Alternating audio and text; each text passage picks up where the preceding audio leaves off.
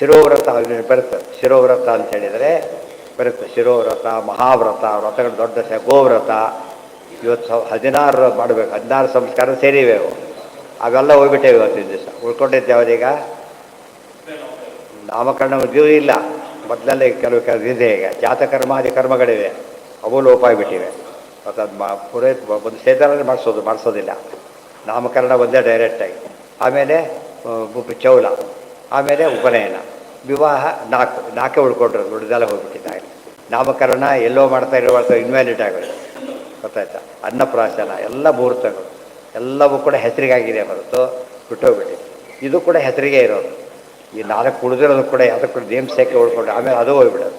ಶಿರೋವ್ರತ ಹಾಕಿ ಶಿರೋವ್ರತ ಅಂತ ಹೇಳಿದಾಗ ಒಂದರ್ಥ ಉಪನಿಷತ್ತು ಓದಲಿಕ್ಕೆ ಉಪನಿಷತ್ ಶ್ರುತಿ ಶಿರ ಇದೆ. ಅದು ಒಂದು ಒಳಗಿನ ಅರ್ಥ. ಅದು ಮಹಾ ತಾತ್ಪರ್ಯದ ಜ್ಞಾನವನ್ನು ಹೊಂದೇ ಹೋದರೆ ತಿಳಿದಂತೆ ಅಲ್ಲ. ರೂಟ್ ಗೊತ್ತಿದೆ, ಏನೇನೋ ತೋರಿಸ್ತಾರೆ ರೂಟ್ ಗೊತ್ತಿದೆ ಅಂತೇಳಿ. ಗುರಿ ಗೊತ್ತಿರಬೇಕು, ರೂಟ್ ಕ್ಲಿಯರಾಗಿ ಗೊತ್ತಿರಬೇಕು. ಅವು ಪರ್ಫೆಕ್ಷನ್ ಬಂದಾಗೆ ಅದಿರಬೇಕು. ಶಿರೋವ್ರತ ಅಂತ ಹೇಳಿದಾಗ ಈ ಯಾವ ಶಿಖಾ ಇತ್ಯಾದಿಗಳು ಕೂಡ ಶಿರೋವ್ರತ ಸೇರುತ್ತೆ. ಅದು ಸೇರಿಕೊಂಡೇ ಬಂದಿರೋದು.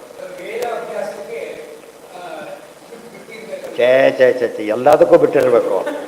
ವೇದಾಭ್ಯಾಸ ವಿಶೇಷ ಬಿಟ್ಟಿರ್ಬೇಕು ಅಷ್ಟೇ ಹೊರತು ಎಲ್ಲದಕ್ಕೂ ಬಿಟ್ಟಿರ್ಬೇಕು ಅಂದರೆ ತೆಗೆದಿರ್ಬೇಕು ಅಂತ ಅರ್ಥ ಆಗುತ್ತೆ. ಇವಾಗ ಬಿಟ್ಟಿರ್ಬೇಕಂದ್ರೆ ಎಲ್ಲ ಬಿಟ್ಟವರೇ ಇದ್ದಾರೆ ಅಂತ ಹೇಳ್ಬಿಟ್ಟು ಬೋದಾಯ್ತಾ? ಹಾಗೇನಾಗಿಲ್ಲ. ಮಾಂಡವ್ಯ ಭಾಷೆ ಮಂಗಳಾಚರಣೆ ಓದ್ಬಿಟ್ರೆ ಸಾಕು. ಏನಂತ ಪೂರ್ಣಾನಂದ, ಆಮೇಲೆ ಪೂರ್ಣಾನಂದ ಜ್ಞಾನಶಕ್ತಿ ಸ್ವರೂಪಂ ನಿತ್ಯಂ ಅವ್ಯಯಂ ಚತುರ್ಧಾ ಸರ್ವಭೋಕ್ತಾರಂ ವಂದೇ ವಿಷ್ಣುಂ ಪರಂಪದಂ. ಪೂರ್ಣಾನಂದ, ಪೂರ್ಣಜ್ಞಾನ, ಪೂರ್ಣಶಕ್ತಿ, ಪೂರ್ಣ ಸ್ವರೂಪನಾದ ಅಥವಾ ಪೂರ್ಣಾನಂದ ಸ್ವರೂಪ, ಪೂರ್ಣ ಜ್ಞಾನ ಸ್ವರೂಪ, ಪೂರ್ಣ ಶಕ್ತಿ ಸ್ವರೂಪ, ಉಪಲಕ್ಷಣಯ ಅನಂತಗುಣ ಸಂಪೂರ್ಣ. ಆಮೇಲೆ ಮುಂದೆ ನಿತ್ಯಂ ಅವ್ಯಯಂ, ನಿತ್ಯನಾಗಿದ್ದಾನೆ, ಅವ್ಯಯನಾಗಿದ್ದಾನೆ. ನಿತ್ಯ ಅಂದರೆ ಯಾವಾಗಲೂ ಇರೋದು, ಅವ್ಯಯ ಅಂದ್ರೇನು ಸ್ವಲ್ಪ ವ್ಯಯ ಹೊಂದೋದು. ಚತುರ್ಧ ಸರ್ವಭೋಕ್ತಾರಂ ಒಂದೇ ವಿಷ್ಣುಂ ಪರಂಪದಂ. ಚತುರ್ಧ 4 ರೂಪಗಳಿಂದ ಸರ್ವವನ್ನು ಭೋಗಿಸ್ತಾನೆ. 4 ರೂಪಗಳು ಅಂದರೆ 4 ಅವಸ್ಥೆಗಳಲ್ಲೂ ಕೂಡ ಅದು ಹೇಳೋದು. ಸಾರಾಂಶ, ಮುಖ್ಯ ಸಾರಾಂಶ ಅಂದ್ರೇನು? ಜಾಗೃತ ಅವಸ್ಥಾ, ಸ್ವಪ್ನಾವಸ್ಥಾ, ಸುಷುಪ್ತಾವಸ್ಥಾ, ಮೋಕ್ಷಾವಸ್ಥೆ. 4 ಎಕ್ಸ್ಪ್ಲೇನ್ ಮಾಡೋದಕ್ಕೆ ಕೊಟ್ಟಿದ್ದಕ್ಕೋಸ್ಕರ 4 ರೂಪಗಳಿಂದ ಅದು ಕೂಡ 4 ವಾಸುದೇವ ರೂಪ ಮುಕ್ತಿಗೆ ಹೀಗೆಲ್ಲ ಹೇಳಿ, ಪ್ರತಿಯೊಬ್ಬ ಸೃಷ್ಟಿಗೆ ಎಲ್ಲ ಹೇಳಿದ್ರಿಂದ ಅಂಥ ಪರಮಾತ್ಮನನ್ನು ಒಂದೇ ವಿಷ್ಣುಂ ಪರಂಪದಂ. ಆಚಾರ್ಯ ಏನು ಹೇಳಿದರು? ನನಗೆ ಪರಮಪದ ಅವನೇ, ಉಳಿದವರಿಗೆ ಪರಪದ ವೈಕುಂಠ ಹೋಗ್ಲಿಕ್ಕೀತ. ಆಚಾರ್ಯಗೇನಿದು? ಪರಂಪದಂ ವಿಷ್ಣುವೇ. ಈ ಮಾತು ಎಲ್ಲಿ ಬಂದಿದೆ? ಇಷ್ಟೋನೋ ರಮಾಪತಿ. ಎಲ್ಲಿ? ತತ್ವೋದ್ಯೋತ. ಸರ್ವತ್ರಾಖ್ಯದ ಶಕ್ತಿ ಇದೆ. ಶಕ್ತಿ ಸ್ವತಂತ್ರೋ ಅಶೇಷ ದರ್ಶನ ನಿತ್ಯಾತಾದೃಶ ಚಿತ್ತೇಚ್ಛೆಯಂತ ಇಷ್ಟೋನೋ ರಮಾಪತಿ. ಉಳಿದವರಿಗೆ ಇಷ್ಟ ಸಾಧನ, ಇವರಿಗೆ ಏಕಾಂತ ಭಕ್ತರಿಗೆ ಇಷ್ಟ. ಪರಮ ಏಕಾಂತ ಭಕ್ತರು, ಬರೀ ಏಕಾಂತ ಭಕ್ತರಲ್ಲ, ನಮ್ಮ ದೇವರ ಪ್ರಿಯ ಅಷ್ಟೇ, ಬೇರೆ ಏನು ಇಲ್ಲ. ಆ ಅರ್ಥದಕ್ಕೆ ರುಚಿಗೋಸ್ಕರ ಮಠಕ್ಕೆ ಹೋಗ್ತಾರೆ.